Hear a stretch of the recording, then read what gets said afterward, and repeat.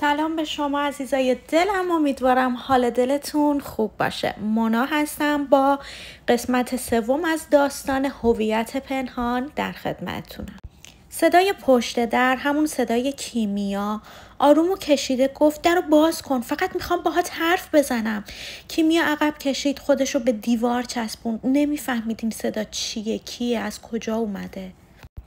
دستگیری در دوباره لرزید. آهسته آهسته تر، انگار کسی داشت با نوک انگشتش لمسش میکرد. ناگهان گوشی خاموش روی زمین دوباره روشن شد، خودش، بدون اینکه کسی دستش بزنه.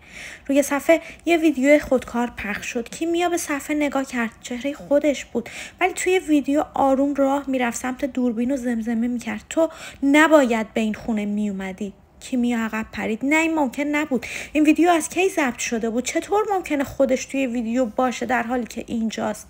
صدای پشت در دوباره اومد. من از روز اول اینجام، یادته؟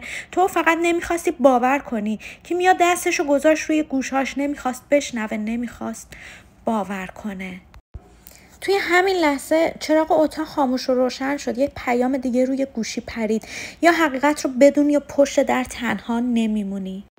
سایه‌ای روی زمین دیده شد. درز زیر در تاریک شد. انگار کسی یا چیزی روبروی در ایستاده بود. صدای قدم‌ها شروع شد، اما این بار نه از راهرو بلکه از داخل اتاق. از پشت سر کیمیا یخ زد. آروم برگشت. هیچ کس نبود. فقط لباساش روی صندلی تکون خوردن. انگار همین لحظه کسی از روی اون بلند شده باشه. گوشی دوباره یه تصویر دیگه نشون داد.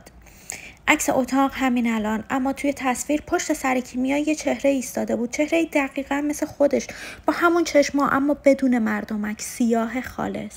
زیر عکس نوشته بود اون نسخه ای از توی که هرگز اجازه ندادی زندگی کنه. کیمیا نفسش برید، لبهاش خشک شد. توی همون لحظه در اتاق آروم باز شد، خیلی آروم، انگار کسی نمیخواست بترسونتش، فقط میخواست وارد بشه. و یک صدای نجواگونه از جای بین تاریکی و نور گفت کیمیا، وقتش جای منو پس بدی.